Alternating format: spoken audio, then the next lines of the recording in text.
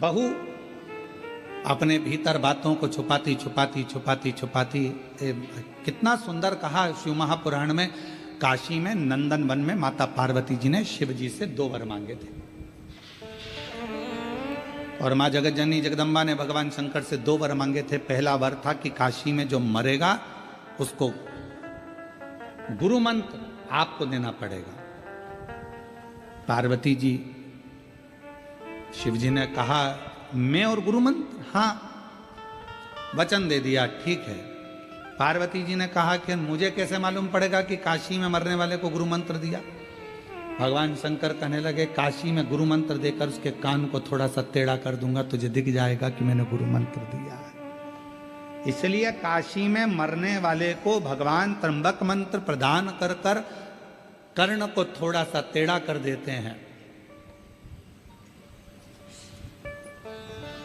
दूसरा वर, पार्वती जी कहती है मुझे दूसरा वर दीजिए, जिस पति पत्नी में आपस में झगड़ा हो उसमें प्रेम बहुत बढ़े, ये वर मुझे प्रदान कर दीजिए। शिव जी ने वर दिया।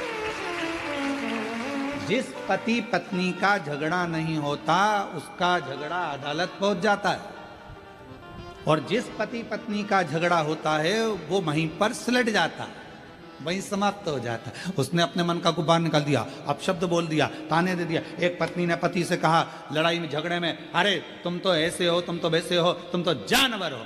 इतने में पति ने कह दिया तू बिल्कुल सत्य कर रही है, तू मेरी जान और मैं तेरा वर। उसमें क्या उसमें गलत क्या हुआ? सब श्रेष्ठ हुआ। तो जहां झगड़ा हुआ वहां मन के गुब्बार निकल गए, जहां झगड़ा हुआ वहां मन का मेल निकल गया। तुम देखना जिस सास बहू में, देवरानी जेठानी में, भाई भाई में झगड़ा हो जाता है, और झगड़ा होने के बाद जब शांति होती है तो दोनों में इतना प्रेम बढ़ जाता है कि वापस में जा भैया को जरा चाय दिया, बहू कहती है जा मम्मी जी को चाय दिया, सास कहती है वो तेरी जेठानी नहीं आई जा उसको चाय दिया। प्रेम बढ़ रहा है, मतलब गुब्बार खत्म हो गया, गुस्सा खत्म।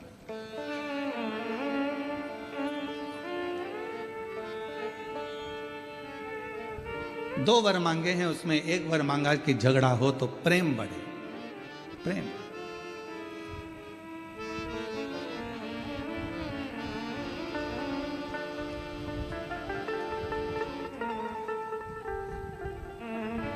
वो एक सहज भाषा। तो कहते हैं कि भगवान उस गोपी से ज्यादा झगड़ा करते थे तो उसी गोपी के लिए बात करते थे, उसी गोपी के लिए। तुम्हारी जो बेस्ट फ्रेंड है उससे जब झगड़ा हो जाता है तो किसी से भी बात करोगे तो वो बेस्ट फ्रेंड को याद जरूर करोगे, उसका नाम मत लेना। वो अनीता ने मेरे साथ ऐसा कर दिया, अब खुद बोल रही अनीता, और अभी कह रही है नाम मत लेना। हर पल उसकी याद आ रही है, हर घड़ी उसकी याद। हम तो कहते हैं कभी कभी भगवान से भी झगड़ा कर लिया करो, भगवान से।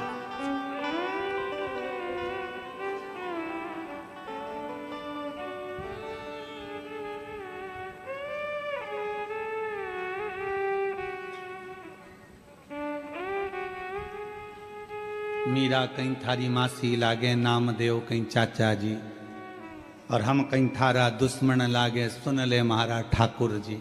हम क्या तेरे दुश्मन? इन सब की रिश्तेदारी है। मीराबाई का जहर का कटोरा अमृत बना दिया, नामदेव जी के लिए मंदिर का दरवाजा बदल दिया, और हम इतने दिन से तेरे पास आ रहे हो तो हमारी सुनी नहीं रहा। कर्मा कहीं थारी चाची लागे और तुकाराम कहीं फूफा जी। कर्मा तेरी चाची लगती और तुकाराम जी तेरे फूफा जी लगते हैं, जो उनको अपने में समाहित कर लिया, अपने भीतर समाई। राष्ट्र के 4 संत ऐसे हैं जिसको भगवान ने अपने अंदर समाया है, जिनकी समाधि नहीं बनी, जिनका अंतिम संस्कार नहीं हुआ, जिनका शव नहीं मिला, जिनकी बॉडी नहीं मिली। पहले नंबर पर थी मीराबाई जो द्वारकाधीश में समा गई थी। दूसरे नंबर पर है संत तुकाराम जो श्री हरि विठल में समा गए थे। तीसरे नंबर पर है चैतन्य महाप्रभु जो जगन्नाथ में समा गए थे। और चौथे नंबर पर है रामकृष्ण परमहंस, जो जगत जननी जगदम्बा में समा गए। ये राष्ट्र के वो 4 संत हैं जिनकी समाधि नहीं, जिनका अंतिम संस्कार नहीं, जिनकी बॉडी नहीं मिली, स्वयं सा शरीर भगवान की मूर्ति में समा है। सा शरीर भगवान में समा गया। मरने के बाद नहीं, जीते जी।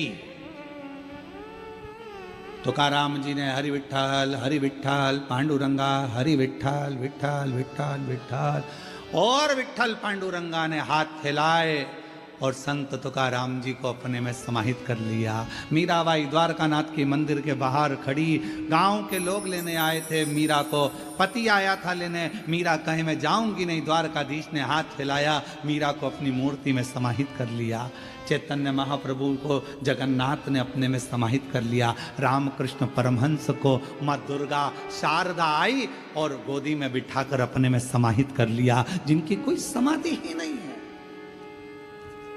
जिनकी बॉडी ही नहीं है, से झगड़ा कर लिया करो। कर्मा कहीं थारी चाची लागे तुकाराम जी फूफा जी, और हम कहीं थारा दुश्मन लागे सुन दे मारा ठाकुर जी। हम क्या तेरे दुश्मन? हमारे लिए भी तो कुछ कर दे। इतना तंग करता है, इतना परेशान हूं मैं, रोज तेरी सेवा करती हूँ, रोज अर्चना करती हूँ, रोज चाकरी करती हूँ, और तू मेरा सुनता नहीं। महाराज एक बात याद रखना कि अपनों से क्या छुपाया जाए।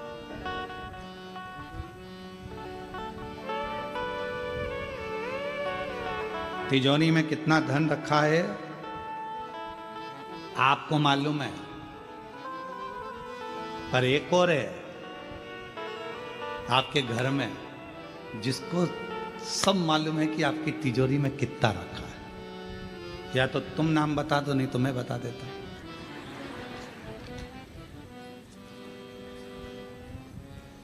तुम्हारी तिजोरी में कितना माल है, एक तुम्हें मालूम है, और दूसरा तुम्हारे घर में एक और है जिसको मालूम है। जो तुम्हारे घर में लड्डू गोपाल बैठे हैं, ठाकुर जी बैठे हैं, शंकर जी बैठे हैं, तुमको सब मालूम है क्या हो रहा है। चुप रहता है वो, घर के अंदर बैठा रहता है वो एकदम चुप। तुम तो इतनी सी खड़ी शक्कर दे के उसको संतुष्ट कर देते हो। खड़ी शक्कर, ये खड़ी शक्कर भी हमने महाराष्ट्र में आके सीखी है। पहले हमने एक जनी से कह दिया था कि हमारे भगवान को भोग लगाने के लिए मिश्री चाहिए, वो इतना बड़ा पाउच ला कर दे गया मिश्री का, और उसके साथ में चूने की डब्बी भी दे गया।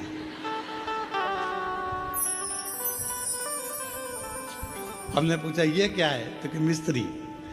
हमने कहा ये मिस्त्री कब से हो गई, हमारे ठाकुर जी तो ये मल के खाते ही नहीं, तो मिस्त्री ला के दे। तो ऐसा बोलो ना कि खड़ी शक्कर चाहिए। हमने कहा हमको क्या मालूम था कि खड़ी शक्कर, यहाँ बहुत घपला है, इसलिए हमने तुमसे कल पूछा था तुमचा मुलगा मुलगी चांगला है, हमने तुमसे पूछा था कि वो ठीक है ना। बस यहाँ बड़ा घपला है, बड़ा सोचना पड़ता है। यहाँ भोजन भी आए तो बड़ा सोच समझ के खाना पड़ता है, बहुत ध्यान रखकर। एक बार हम मंगरूल पीर में कथा करने गए और वहाँ पर नारायणी बाई मुंदड़ा कथा करवाई और उन्होंने हमको भोजन की थाली रख दी। अब उन्होंने एक सब्जी इतनी सी रखी, अब हमारा तो जान जल गए। हमने सोचा बताओ इतनी सी सब्जी, इतना बड़ा गुरु जी सब्जी तो ज़्यादा रखना था। अब शरीर ही देख लेती तो कम से कम मालूम पड़ता कि सब्जी अपन को इतना रखना। तो वो नारायणी भाई मुंदड़ा ने इतनी सब्जी, तुरई की सब्जी रखी। अब हमने सोचा जो सबसे कम है, अभी नारायणी भाई से कहूँगा कि भाई और सब्जी ला, और एक कोरा तोड़ा और पूरी सब्जी को लगा के मुंह में खा गया। अब हमको क्या मालूम था कि वो ठेसा था। अब इतना ठेस पहुंचाया कि 4 दिन तक नारायणी बाई से कहा कि दवाई ला दो। कथा में 4 घंटे बैठना है तो थोड़ा ठेस पहुंच गई शरीर को। इतना तो यहाँ बहुत घपला है, खाने में भी थोड़ा ध्यान रखना पड़ता है, बहुत ध्यान, सावधानी पूर्वक पहले उसको टच करके देखना पड़ता है, सही चीज है गड़बड़ है तो बड़ा तो शिव कथा कह रही है, पारदर्शिता रखिए, पारदर्शिता बहुत जरूरी है। तीसरे नंबर पर कथा कर रही है प्रेम, परिश्रम, पारदर्शिता और परिवार में यदि सुख चाहते हो, मन की शांति चाहते हो, तो जितने घर के सदस्य हैं सब एक दूसरे से प्रेम करना प्रारंभ कर दें तो वो हमारे जीवन की सफलता है। आज सबसे ज्यादा कमी हो गई है प्रेम की, प्रेम में, प्रेम और प्यार में अंतर होता है, वो दोनों को एक भाषा में नहीं लेना। प्यार खून खच्चर करा देता है, प्रेम कभी खून खच्चर नहीं कराता। प्रेम था भगवान कृष्ण और राधा रानी का, इतना प्रेम था कि भले भगवान कृष्ण रुक्मणी जी से आनंद के साथ विवाह कर लिए, पर राधा जी उनको स्मरण करती रही। ये प्रेम है, ये प्रेम, ये प्रेम। प्यार एक ना एक दिन नफरत उत्पन्न कर सकता है, पर प्रेम कभी नफरत उत्पन्न नहीं करता। प्यार में बदला होता है, इसने मेरे साथ ऐसा किया तो मैं तुम्हारे साथ ऐसा करूंगा, तुमने मेरे साथ ऐसा करा तो मैंने तेरे पर इतना विश्वास करा था, तूने मेरा विश्वास तोड़ दिया, मैं तेरे साथ ऐसा करूंगा। प्यार में नफरत हो सकती, पर प्रेम में नफरत नहीं हो सकती। इसलिए निवेदन है मेरे शंकर भगवान से, प्रेम करो, इतना करो कि तुम्हारे दुख सारे शिव के हो जाएं और शिव तुम्हारे दुख की घड़ी में तुम्हारे सामने खड़ा। अकाल मृत्यु वो मरे जो काम करे चंडाल का, काल उसका क्या बिगाड़े जो भक्त हो महा। प्रेम करिए,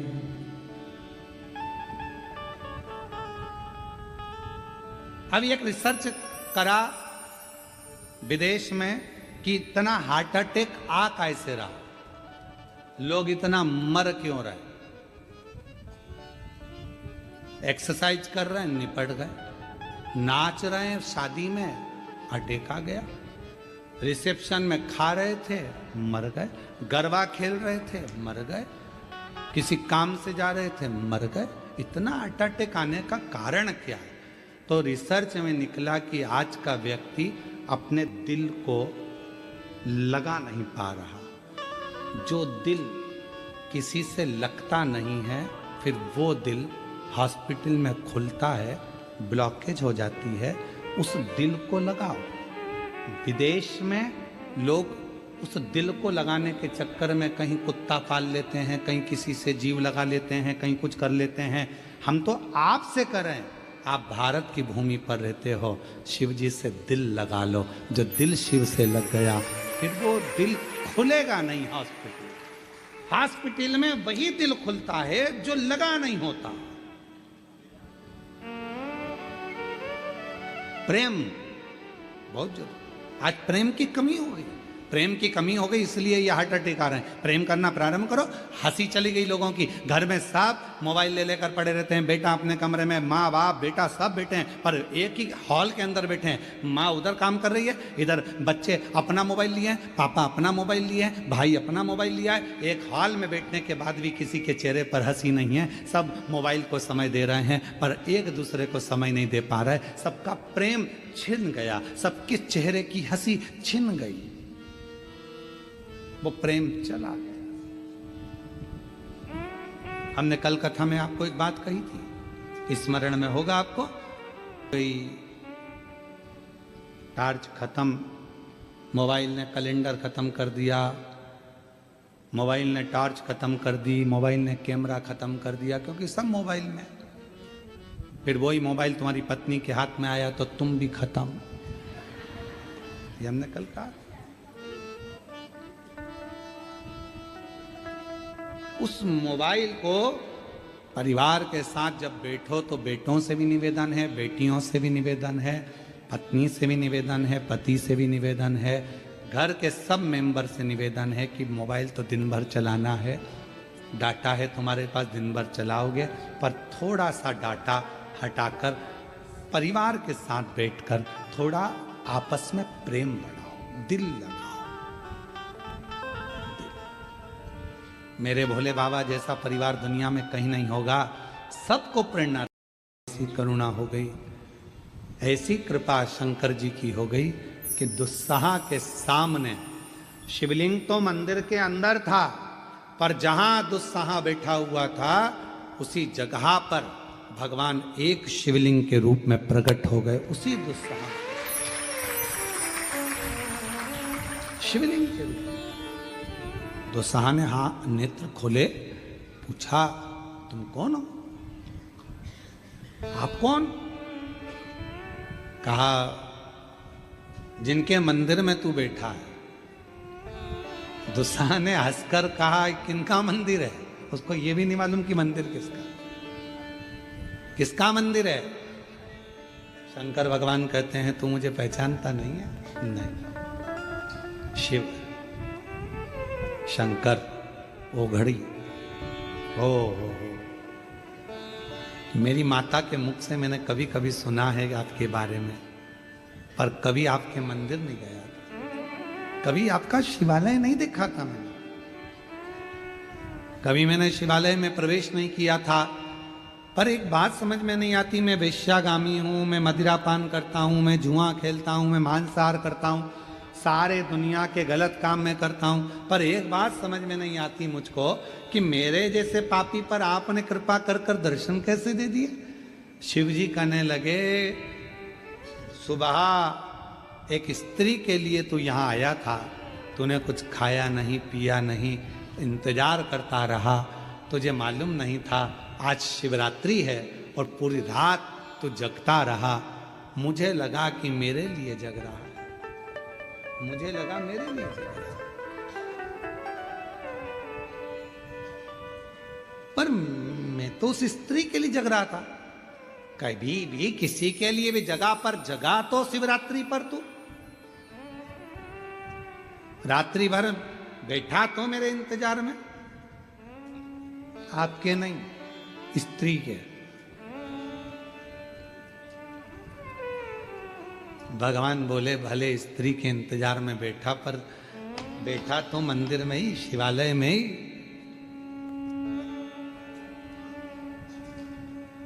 कहाँ बैठा ये तुझे मालूम है? हाँ मंदिर है, शिवालय है, वो अंदर गई है पूजन करने के लिए। शंकर जी बोले अंदर नहीं गई, निकल के बाहर गई। तो वो बोला मेरे को तो दिखी ही नहीं। शंकर भगवान बोले या तो वो दिख जाती या मैं दिख जाता, दो में से एक दिखते। अब तो इंतजार उसका कर रहा था, पर पूरी रात तेरा जागरण हुआ है, आज मैं तुझे दर्शन देने के लिए आया हूं, मांग ले तुझे कुछ चाहिए कुछ प्राप्त हो। अब शंकर भगवान के जैसा भोला कौन? स्त्री का इंतजार कर रहे हैं, उस लड़की का इंतजार हो रहा है, और इंतजार भी कहाँ हो रहा है? शिवालय में। फिर भी भगवान शिव करुणा कर, और तेरी दया का भरोसा कब किस पर हो जाए, जरा सी हम पर कर दो, जरा करेगा। अब जरा विचार करिए, शिवरात्रि का दिन भर बैठा, रात भर बैठा, स्त्री के चक्कर में बैठा, तो भी शिव का दर्शन हो गया। अब जब वो स्त्री के चक्कर में बैठा था शंकर के शिवालय में, तो उसको भगवान मिल गए।